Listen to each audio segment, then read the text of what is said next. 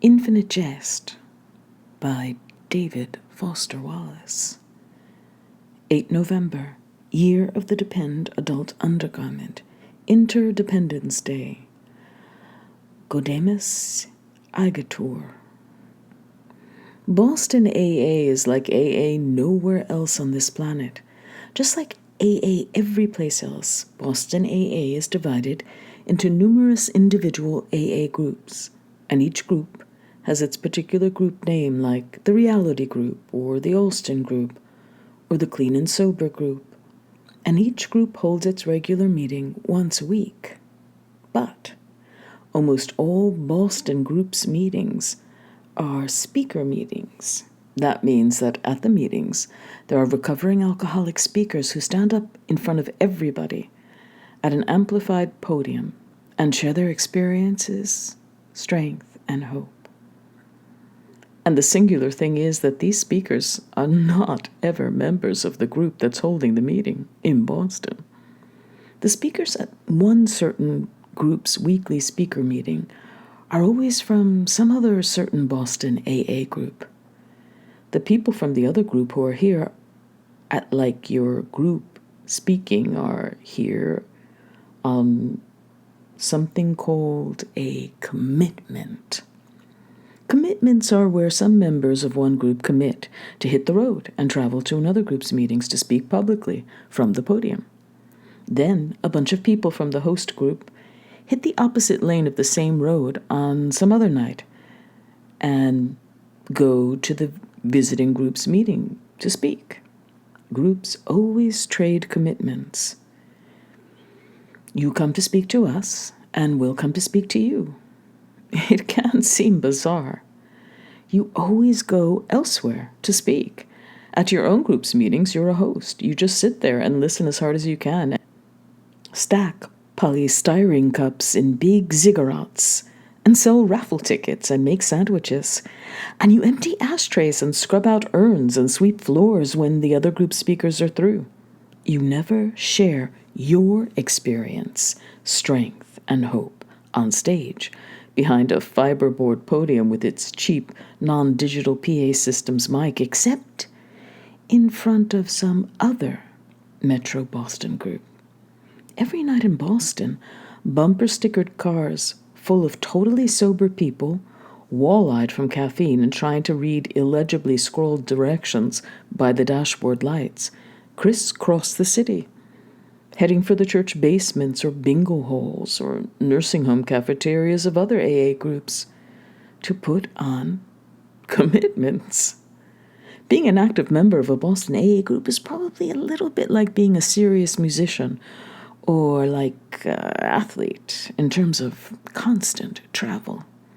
The White Flag group of Enfield MA in metropolitan Boston meets Sundays in the cafeteria of the Provident Nursing Home on Hanneman Street off Commonwealth Avenue, a couple blocks west of Enfield Tennis Academy's flat-topped hill.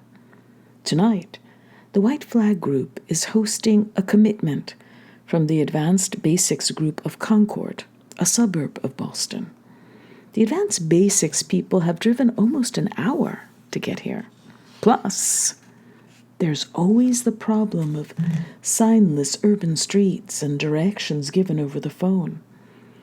On this coming Friday night, a small horde of white flaggers will drive out to Concord to put on a reciprocal commitment for the Advanced Basics group.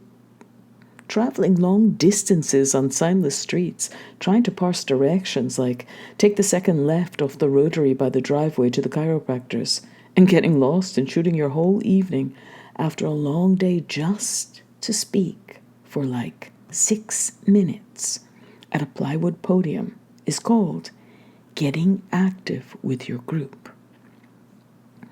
The speaking itself is known as the 12th step work, or giving it away.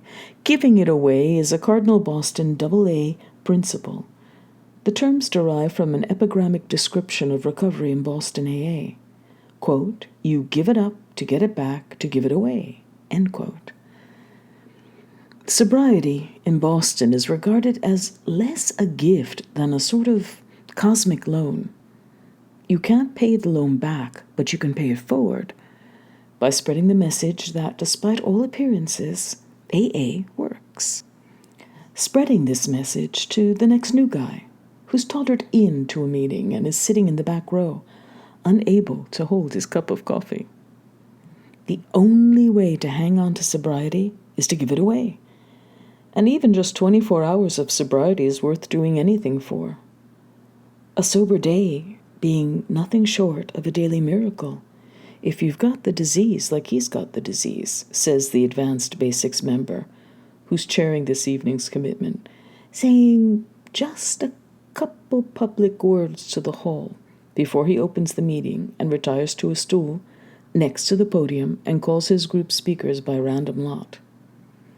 The chairperson says he didn't used to be able to go to 24 lousy minutes without a nip before he came in. In quote, coming in, end quote, means admitting that your personal ass is kicked and tottering into Boston AA, ready to go any lengths to stop the shitstorm. The Advanced Basics chairperson looks like a perfect cross between pictures of Dick Cavett and Truman Capote, except this guy's also like totally, almost flamboyantly bald. And to top it off, he's wearing a bright black country western shirt with a Baroque curly cue of white noddy piping across the chest and shoulders, and a string tie, plus sharp-toed boots of some sort of weirdly imbricate reptile skin. And overall, he's riveting to look at, grotesque in that riveting way that flaunts its grotesquerie. There are more cheap metal ashtrays and styrofoam cups in this broad hall than you'll see anywhere else on earth. Gately's sitting right up front in the first row, so close to the podium, he can see the tailor's notch in the chairperson's outsized incisors, but he enjoys twisting around and watching everybody come in and mill around, shaking water off their outerwear, trying to find empty seats. Even on the night of the I-Day holiday, the Providence cafeteria is packed by 2,000 H. Double A does not take holidays any more than the disease does. This is the big established Sunday PM meeting for AAs in Enfield and Alston and Brighton. Regulars come every week from Waterton and East Newton too, often unless they're out on commitments with their own groups. The Provident cafeteria walls, painted an indecisive green, are tonight bedecked with portable felt banners emblazoned with AA slogans in Cub Scoutish blue and gold. The slogans on them appear way too insipid even to mention what they are, e.g., quote, one day at a time, end quote, for one. The effete, Western-dressed guy concludes his opening exhortation, leads the opening moment of silence, reads the AA preamble, pulls a random name out of the crested boat cowboy hat he's holding, makes a squinty show of reading it, says he'd like to call Advanced Basics first random speaker of the evening, and asks if his fellow group member John L. is in the house here tonight. John L. gets up to the podium and says, "That is a question I did not used to be able to answer." This gets a laugh, and everybody's posture gets subtly more relaxed, because it's clear that John L. has some sober time in and isn't going to be one of those AA speakers who's so racked with self-conscious nerves he makes the empathetic audience nervous too. Everybody in the audience is aiming for total empathy with the speaker. That way they'll be able to receive the AA message he's here to carry.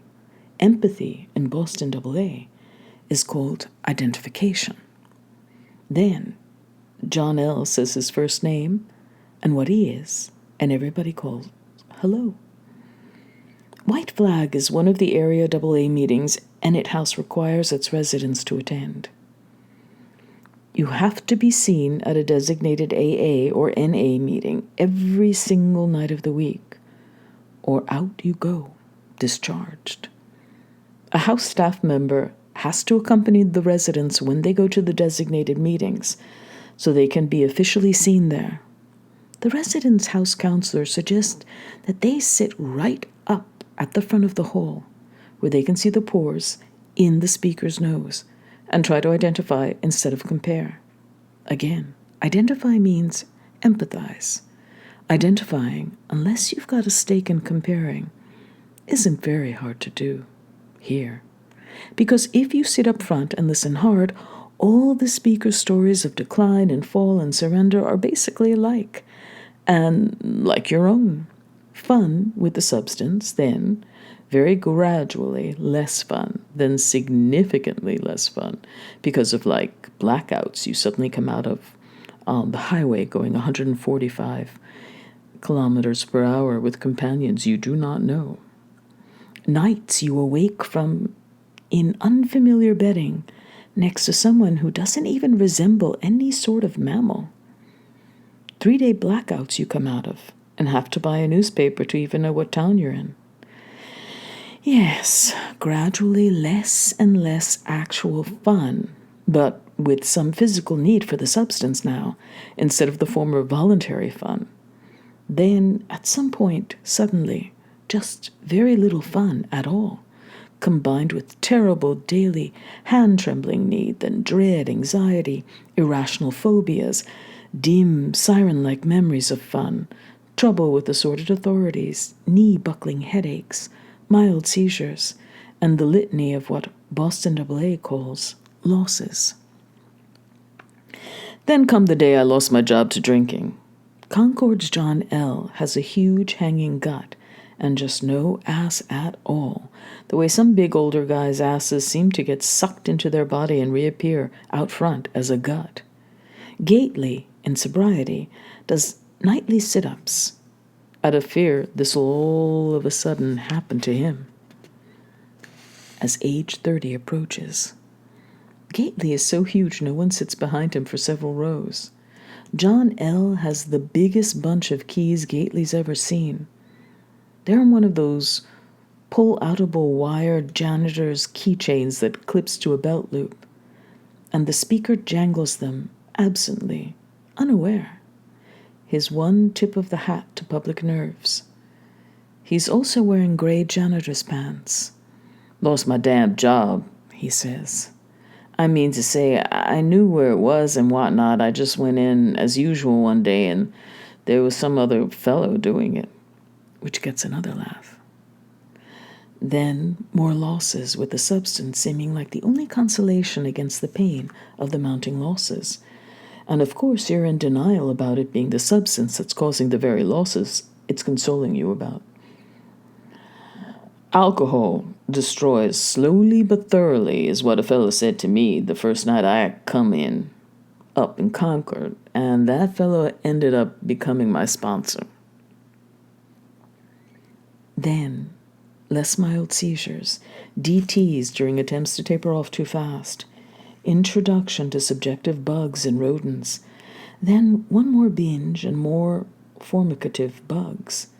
Then, eventually, a terrible acknowledgement that some line has been undeniably crossed, and fist at the sky as God is my witness vows to buckle down and lick this thing for good, to quit for all time, then maybe a few white-knuckled days of initial success, then a slip, then more pledges, clock-watching, Baroque self-regulations, repeated slips back into the substance's relief after like 2 days abstinence, ghastly hangovers, head-flattening guilt and self-disgust, superstructures of additional self-regulations, e.g., not before 0900 hours, not on a work night, only when the moon is waxing, only in the company of Swedes, which also fail. When I was drunk, I wanted to get sober, and when I was sober, I wanted to get drunk, John L. says. I lived that way for years, and I submit to you that's not living. That's a fucking death in life. Then, unbelievable psychic pain, a kind of peritonitis of the soul, psychic agony, fear of impending insanity. Why can't I quit if I so want to quit unless I'm insane? Appearances at hospital, detoxes and rehabs, domestic strife, financial freefall, eventual domestic losses. And then I lost my wife to drinking. I mean, I still knew where she was and whatnot. I just went in one day and there was some other fellow doing it. At which there's not all that much laughter. Lots of pained nods. It's often the same all over in terms of domestic losses. Then vocational ultimatums, unemployability, financial ruin, pancreatitis, overwhelming guilt, bloody vomiting, cirrhotic neuralgia, incontinence, neuropathy, nephritis, black depressions, searing pain with the substance affording increasingly brief periods of relief. Then finally, no relief available anywhere at all. Finally, it's impossible to get high enough to freeze what you feel like, being this way. And now, you hate the substance, hate it, but you still find yourself unable to stop doing it, the substance. You finally want to stop, more than anything on earth. And it's no fun doing it anymore. And you can't believe you ever liked doing it. But you still can't stop. It's like you're totally fucking bats. It's like there's two yous. And when you'd sell your own dear mum to stop, and still you find can't stop, then the last layer of jolly friendly mask comes off your old friend, the substance. It's midnight now, and all masks come off, and you, all of a sudden, see the substance as it really is. For the first time, you see the disease as it really is, really has been all this time. You look in the mirror at midnight and see what owns you, what's become what you are. A fucking living death. I tell you, it's not being near alive. By the end, I was undead, not alive. I tell you, the idea of dying was nothing compared to the idea of living like that for another 5 or 10 years, and only then dying. With audience nods, heads nodding in rows, like a windswept meadow. Boy, can they ever identify. And then you're in serious trouble, very serious trouble, and you know it, finally, deadly serious trouble, because this substance you thought was your one true friend, that you gave up all for, gladly, that for so long gave you relief from the pain of the losses your love of that relief caused. Your mother and lover and God and compadre has finally removed its smiley face mask to reveal centerless eyes and a ravening maw and canines down to here. It's the face in the floor, the grinning root white face of your worst nightmares. And the face is your own face in the mirror. Now, it's you. The substance has devoured or replaced and become you. And the puke, drool, and substance-crusted t-shirt you've both worn for weeks now gets torn off. And you stand there, looking. And in the root-white chest, where your heart, given away to it, should be beating, in its exposed chest's center and centerless eyes is just a lightless hole, more teeth, and a beckoning taloned hand, dangling something irresistible. And now you see you've been had, screwed royal, stripped and fucked and tossed to the side like some stuffed toy to lie for all time in the posture you land in. You see now that it's your enemy and your worst personal nightmare, and the trouble it's gotten you into is undeniable, and you still can't stop. Doing the substance now is like attending Black Mass, but you still can't stop. Even though the substance no longer gets you high, you are, as they say, finished. You cannot get drunk, and you cannot get sober. You cannot get high, and you cannot get straight. You are behind bars. You are in a cage and can see only bars in every direction. You are in the kind of a hell of a mess that either ends lives or turns them around. You're at a fork in the road that Boston AA calls your bottom, though the term is misleading because everybody here agrees it's more like someplace very high and unsupported. You're on the edge of something tall and leaning way out, forward. If you listen for the similarities, all these speakers' substance careers seem to terminate at the same cliff's edge. You are now finished as a substance user. It's the jumping off place. You now have two choices. You can either eliminate your own map for keeps, blades are the best, or else pills, or there's always quietly sucking off the exhaust pipe of your repossessable car, in the bank-owned garage of your familyless home. Something whimpery instead of banging. Better clean and quiet, and since your whole career has been one long, futile flight from pain, painless. Though, of the alcoholics and drug addicts who compose over 70% of a given year's suicides, some try to go out with a last great garish balaclavan gesture. One longtime member of the White Flag group is a prognathous lady named Louise B., who tried to take a map-eliminating dive off the old Hancock building downtown in BS 81, but got caught in the gust of a rising thermal only 6 flights off the roof and got blown cartwheeling back up and in through the smoke glass window of an arbitrage firm's suite on the 34th floor, ending up sprawled prone on a high glass conference table with only lacerations and a compound of the collarbone, and an experience of willed self-annihilation and external intervention that has left her rabidly Christian. Rabidly, as in foam, so that she's comparatively ignored and avoided, though her AA story, being just like everybody else's but no more spectacular, has become Metro Boston AA myth. But, so, when you get to this jumping off place at the finish of your substance career, you can either take up the Luger or blade and eliminate your own personal map. This can be at age 60 or 27 or 17, or you can get out the very beginning of the Yellow Pages or Internet Psych service file and make a blubbering 0200 phone call and admit to a gentle grandparentish voice that you're in trouble, deadly serious trouble, and the voice will try to soothe you into hanging on until a couple hours go by and two pleasantly earnest, weirdly calm guys in conservative attire appear smiling at your door sometime before dawn and speak quietly to you for hours and leave you not remembering anything from what they said except the sense that they used to be eerily like you, just where you are, utterly fucked.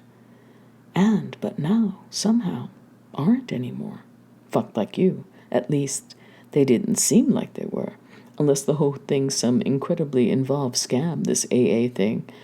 And so, but anyway, you sit there on what's left of your furniture in the lavender dawn light and realize that by now, you literally have no other choices besides trying this AA thing or else eliminating your map. So, you spend the day killing every last bit of every substance you've got in one last joyless, bitter farewell binge, and resolve the next day to go ahead and swallow your pride, and maybe your common sense too, and try these meetings of this program that at best is probably just Unitarian happy horse shit. At worst, is a cover for some glazed and canny cult-type thing where they'll keep you sober by making you spend 24 hours a day selling cellophane cones of artificial flowers on the median strips of heavy-flow roads.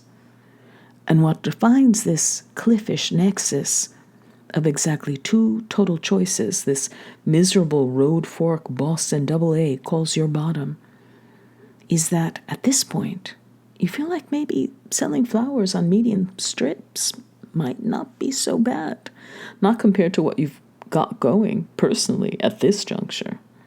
And this, at root, is what unites Boston AA. It turns out this same resigned, miserable, brainwash and exploit me if that's what it takes type desperation has been the jumping off place for just about every AA you meet. It emerges once you've actually gotten it up to stop darting in and out of the big meetings and start walking up with your wet hand out and trying to actually personally meet some Boston AAs. As the one particular tough old guy or lady you're always particularly scared of and drawn to says, nobody ever comes in because things were going really well. And they just wanted to round out their PM social calendar. Everybody, but everybody, comes in dead-eyed and puke white, and with their face hanging down around their knees, and with a well-thumbed firearm and ordnance mail-order catalog kept safe and available at home, map-wise, for when this last desperate resort of hugs and cliches turns out to be just happy horseshit for you. You are not unique, they'll say. This initial hopelessness unites every soul in this broad, cold, salad-barred hall. They are like Hindenburg survivors. Every meeting is a reunion, once you've been in for a while. And then the palsied newcomers who totter in desperate and miserable enough to hang in and keep coming and start feebly to scratch beneath the unlikely, insipid surface of the thing Don Gately's found, then get united by a second common experience, the shocking discovery that the thing actually does seem to work, does keep you substance-free. It's improbable and shocking. When Gately finally snapped to the fact one day about 4 months into his Ennet House residency that quite a few days seemed to have gone by without his playing with the usual idea of slipping over to Unit Number 7 and getting loaded in some non-uremic way that courts couldn't prove, that several days had gone without his even thinking of oral narcotics or a tightly rolled Dubois or a cold foamer on a hot day, when he realized that the various substances he didn't used to be able to go a day without absorbing hadn't even, occurred to him in almost a week. Gately hadn't felt so much grateful or joyful as just plain shocked. The idea that AA might actually somehow work unnerved him. He suspected some sort of trap, some new sort of trap. At this stage, he and the other Ennet residents who were still there and starting to snap to the fact that AA might work began to sit around together late at night, going batshit together, because it seemed to be impossible to figure out how AA worked. It did, yes, tentatively seem, maybe, actually, to be working. But Gately couldn't for the life of him figure out how just sitting on hemorrhoid hostile folding chairs every night looking at nose pores and listening to cliches could work. Nobody's ever been able to figure AA out. That's another binding commonality. And the folks with serious time in AA are infuriating about questions starting with how. You ask the scary old guys how AA works, and they smile their chilly smiles and say, just fine. It just works, is all. End of story. The newcomers who abandon common sense and resolve to hang in and keep coming and then find their cages all of a sudden open mysteriously after a while share this sense of deep shock and possible trap about newer Boston AAs with 6 months clean. You can see this look of glazed suspicion instead of beatific glee, an expression like that of a bug-eyed natives confronted suddenly with a Zippo lighter. And so, this unites them, nervously, this tentative assemblage of possible glimmers of something like hope. This grudging move toward maybe acknowledging that this unromantic, unhip, cliched AA thing, so unlikely and unpromising, so much the inverse of what they'd come too much to love, might really be able to keep the lover's toothy maw at bay. The process is the neat reverse of what brought you down and in here. Substances start out being so magically great, so much the interior jigsaw's missing piece, that at the start, you just know, deep in your gut, that they'll never let you down. You just know it. But they do. And then this goofy, slapdash, anarchic system of low-rent gatherings and corny slogans and saccharine grins and hideous coffee is so lame. You just know there's no way it could ever possibly work, except for the utterest morons. And then Gately seems to find out AA turns out to be the very loyal friend he thought he'd had and then lost when you came in. And so you hang in and stay sober and straight. And out of sheer hand burned on the hot stove terror, you heed the improbable sounding warnings not to stop pounding out the nightly meetings, even after the substance cravings have left, and you feel like you've got a grip on the thing at last and can now go it alone. You still don't try to go it alone. You heed the improbable warnings because by now you have no faith in your own sense of what's really improbable and what isn't, since AA seems, improbably enough, to be working. And with no faith in your own senses, you're confused, flummoxed.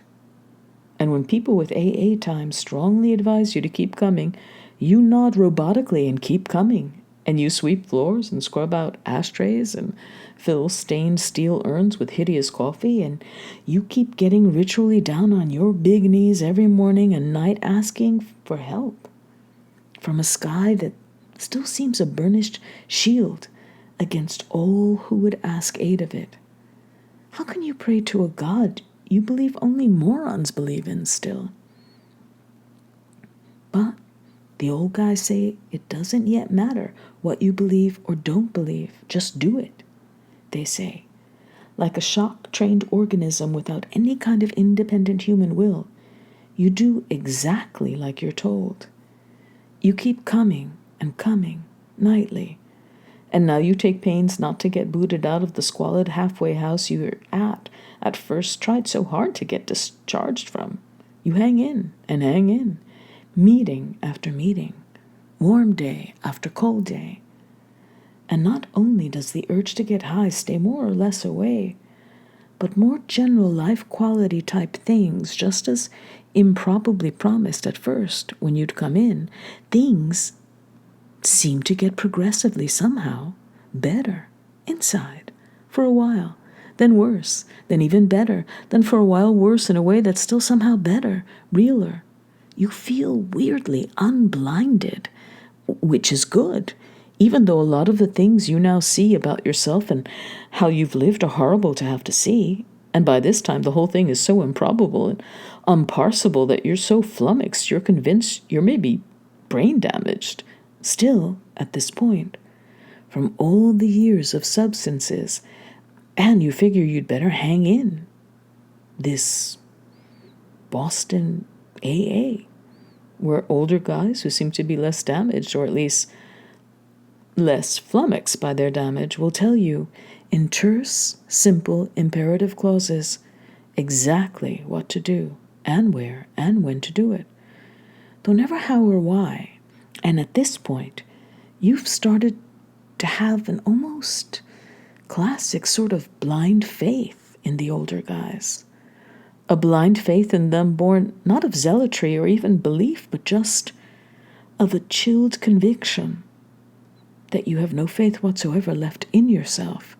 And now, if the older guys say jump, you ask them to hold their hand at the desired height. And now they've got you. And you're free. Another advanced basics group speaker whose first name Gately loses in the crowd's big hello, but whose last initial is E, an even bigger guy than John L., a green-card Irishman in a scally cap and Sinn Féin sweatshirt with a belly like a swinging sack of meal and a thoroughly visible ass to back it up, is sharing his Hope's experience by listing the gifts that have followed his decision to come in and put the plug in the jug and the cap on the ferritamine hydrochloride bottle and stop driving long-haul truck routes in unbroken 96-hour metal-pedaled states of chemical psychosis. The rewards of his abstinence, he stresses, have been more than just spiritual.